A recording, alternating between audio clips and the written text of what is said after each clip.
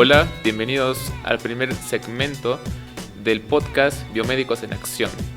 En este espacio vamos a hablar con personas que han realizado diversos proyectos dentro de lo que es la carrera de Ingeniería Biomédica y vamos a ver qué adversidades han tenido que afrontar y cómo han solucionado estos problemas. Mi nombre es Marco Fabián Bordapiguer, soy el presidente de la Sociedad Científica de Estudiantes de Ingeniería Biomédica y hoy me encuentro con... ¿Qué tal? Mi nombre es Raquel Calderón, actualmente estoy en el último semestre de la carrera de Ingeniería Biomédica y también he desarrollado un proyecto del que vamos a estar hablando a continuación. Perfecto. Bueno, el proyecto que ha realizado Raquel tiene que ver mucho con lo que es inteligencia artificial, algo que muchas personas no saben cómo podemos aplicarlo dentro de la medicina, ya que está muy de moda con ChatGPT y todas las inteligencias artificiales que han salido. Entonces, cuéntanos, ¿de qué trata tu proyecto? Claro, el proyecto que desarrollé, de hecho para la materia de Proyecto 2, es una plataforma que permite facilitar de alguna forma el diagnóstico de la enfermedad de Alzheimer en base a la utilización de la inteligencia artificial. Perfecto. ¿Y cómo surgió la idea del proyecto? ¿Cómo te nació? La idea surgió en base en realidad a Proyecto 1. Teníamos que encontrar una problemática que queríamos solucionar y en este caso algo que me llamaba bastante la atención es la parte de la neurología. Y más con respecto a la parte de las enfermedades que generan algún tipo de deficiencia a nivel cognitivo. Entonces surgió la idea de trabajar con el Alzheimer y después para Proyecto 2 ya surgió también la idea de trabajar con algo que sea netamente software. Entonces en ese sentido decidí que me gustaría intentar el camino de la inteligencia artificial y se dio el proyecto. Y bueno, ese afronte a lo que es inteligencia artificial, ¿tú ya lo viste así como materia o cómo fue el primer impacto? ¿Fue directamente algo que tuviste que investigar de cero o...? Sí, o sea, cuando empecé a desarrollar el proyecto estaba prácticamente en nada. Entonces, el docente nos dio una mini clase para tratar de entender un poquito más sobre cómo funciona y en base a eso el resto fue netamente investigación, ya por cuenta propia. ¿Y no te dio miedo arriesgarte así? No, de hecho, porque era algo que quería intentar, sabía que quería probar algo nuevo, en este caso como no hay ninguna materia que esté netamente vinculada con la parte de inteligencia artificial, dije si es que ahora no lo utilizo de alguna forma, entonces probablemente nunca lo vea y dije bueno me voy a lanzar al éxito y vamos a investigar. Y digamos, yo casi no tengo conocimiento de inteligencia artificial, ¿cómo tendría que comenzar, digamos? De hecho, es relativamente sencillo. Creo que la mayoría cuando empiezas a mencionar inteligencia artificial lo asocian con algo súper complejo que involucra muchas horas de trabajo, mucha programación, pero en realidad no tanto. Sí necesitas saber un poco de programación. En mi caso trabajé con Python, entonces sí tendrías que tener un poco de conocimientos en cuanto a Python, pero gracias a que existe Internet hay muchísima información disponible que puedes acceder y tranquilamente manipularla a tu gusto para tratar de resolver algún tipo de problema. En este caso, utilizando la inteligencia. Ya, entonces, digamos, si yo tengo un proyecto y más o menos según entiendo tengo que comparar varias imágenes y con eso saca un resultado, ¿no? O algo así. Sí, depende de lo que estés buscando, porque si te pones a pensar, en realidad la inteligencia se puede aplicar a diferentes campos. En mi caso sí era con referencia a la clasificación de imágenes, pero también puedes utilizar la inteligencia para generar algún tipo de dato o estadística en base a una cantidad exorbitante de datos. O también, por ejemplo, existen otras inteligencias o modelos que permiten generar imágenes, como por ejemplo el DALL-E y todos esos. Pero depende mucho de lo que tú estés buscando. Ya, y tú a este proyecto, ¿cómo lo elegiste? O sea, ¿fue el único proyecto que lo pensaste o tenías varias ideas? Porque, digamos, un problema que los estudiantes, o me pasó cuando estaba en Proyecto 1, es que tienes ideas, pero no sabes cuál va a ser la mejor y cómo decidirte, ¿no? O si no, si vas a poder hacerlo. ¿Qué otras ideas te surgieron por la mente cuando estabas en esto?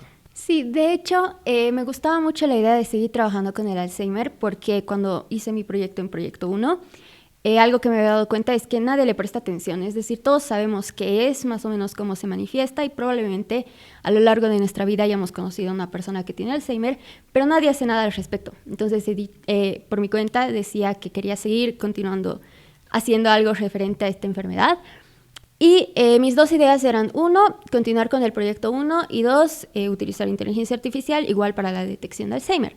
Entonces, cuando en una clase le presentamos las ideas al ingeniero, Le dije la segunda y me dijo, sí, me gusta. Entonces ya se quedó prácticamente. Dije, bueno, ¿para qué le voy a dar más vueltas? Directamente voy a hacer esto. Ah, interesante. Digamos, cuando entraste a proyecto, eh, te guían, o cómo es la clase de proyecto como tal.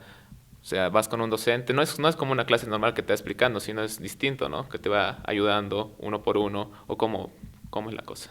Sí, claro. O sea, lo interesante de las materias de proyecto es que prácticamente son como un primer acercamiento a lo que ya sería el trabajo de proyecto de grado para graduarse.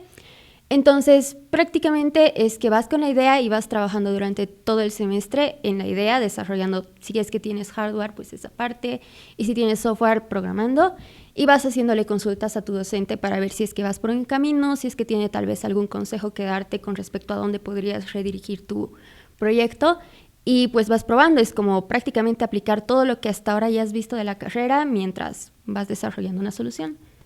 Perfecto. ¿Y este proyecto tú lo piensas llevar más allá o ya se podría aplicar de alguna manera en un centro de salud, por decirlo así? ¿O qué limitantes todavía tiene? Me gusta esa pregunta porque de hecho sí la había pensado.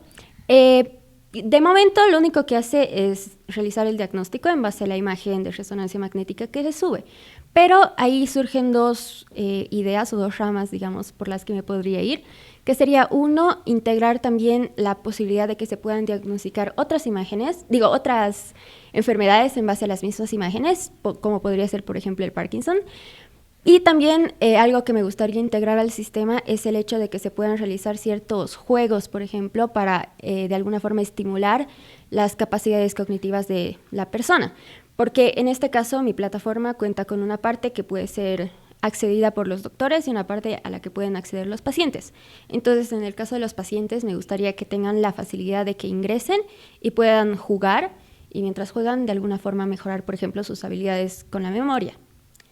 Ya, o sea, podrías implementarle, aparte de eso, para detectar más enfermedades con el mismo tipo de sistema de imagenología y poder hacer jueguitos, digamos, y ver su memoria como una página aparte, ¿no? Está interesante. Exactamente. De hecho, me gustaría que esa parte de los juegos también se pueda llevar a la parte más física, porque, por ejemplo, ayer estaba viendo un TikTok de una persona de la tercera edad que estaba jugando con cartas y era como que las cartas le mostraban sumas o, por ejemplo, le mostraban a sus familiares y este tipo de cosas. Entonces me parece interesante como que también darles el estímulo físico para que puedan interactuar con el mundo real y al mismo tiempo desarrollar o seguir desarrollando sus habilidades cognitivas. Wow, no, está muy buena esa idea. A ver si lo puedes implementar. De lo que tienes actualmente, ¿qué crees que es lo que más te costó?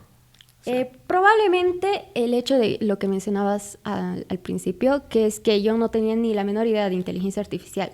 Es decir, todos como que teníamos la idea, y ni siquiera existía en ese momento el chat GPT, entonces era prácticamente nada. Y la parte de entrenar a la red quizás haya sido lo más difícil, porque en primera instancia tenía imágenes que eran súper complicadas, porque eran muy pesadas. Entonces, y como trabajan en un formato tridimensional, había que primero llevarlas al formato, a un formato un poco más simple, y de eso ya recién entrenar la red, y cuando estaba entrenando la red había un problema con Google Colab, que es la plataforma en la que estaba realizando el entrenamiento, entonces como que esa fue la parte un poco más difícil. Ya. Y ahí me surge otra duda. Con respecto a la información, digamos, inteligencia artificial, no sé cuánta información hay en Internet si yo quisiera adentrarme o tendría que buscar en inglés o en otros idiomas. ¿Cómo conseguir más información sobre inteligencia artificial? De hecho, como la inteligencia artificial no es un tema tan reciente, o sea, recién le han empezado a dar un poco más de énfasis, pero no es un tema tan reciente. Entonces, afortunadamente, tenemos diferentes recursos que ya están en idioma español, en caso de que alguien no maneje muy bien el inglés, pero igual hay de todas formas. Pero sí hay recursos en español, por si es que quisieras investigarlos. Ujú, perfecto. Tu equipo, si no estoy mal, funciona solo con resonancias magnéticas, ¿no? Sí, de momento sí. Podría aplicarse para otro tipo de sistemas, supongo, pero ya no sería para el cerebro, sería más que todo para, digamos, una ecografía, para diagnosticar otro tipo de enfermedades. Claro que sí, en base a la misma idea de generar algún tipo de red neuronal a la que ingrese la imagen y que luego de alguna forma detecte algún tipo de patrón o parámetro en la imagen, se puede aplicar a diferentes cosas. De hecho, algo también bastante común es el aplicar a las imágenes de mamografías, esto para la detección de cáncer o de algunas microcalcificaciones. Y es algo que también se usa bastante porque es interesante el campo. Muy, muy interesante. Bueno, gracias Raquel por venir. Bueno, gracias por estar presentes en este primer capítulo de Biomédicos en Acción. Espero verlos en una próxima ocasión.